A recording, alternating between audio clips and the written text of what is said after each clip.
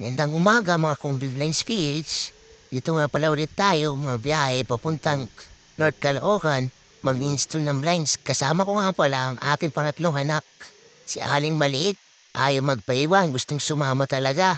Ngayon, panabas na tayo ng Cavitex. Medyo malayo-layo ang biyahe kaya medyo inagahan natin guys. Nga pala guys, paki-like and share ang ating mga video. At huwag niyo rin kalimutan, subscribe na rin ating channel, The Pombi Blinds PH.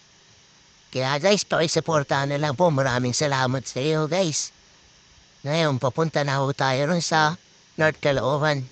Medyo inagahan natin ang biyahe para maaga tayong matapos mag-install. Kasi may pangalawa pa akong kliyente sa Pasay.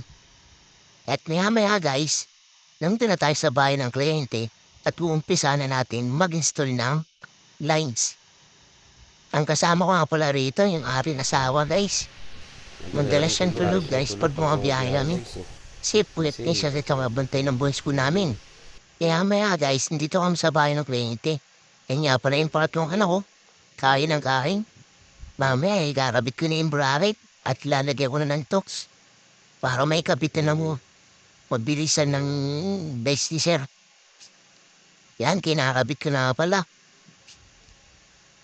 Bali 3 bracket yan guys para mas matibay at hindi bibigay. Mas short tayo dyan.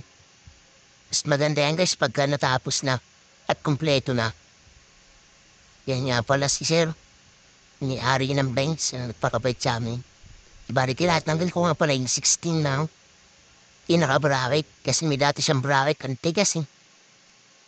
Yan kaya bitaw na ng bracket kaya nga pala yung pinaka-bahay ni sir.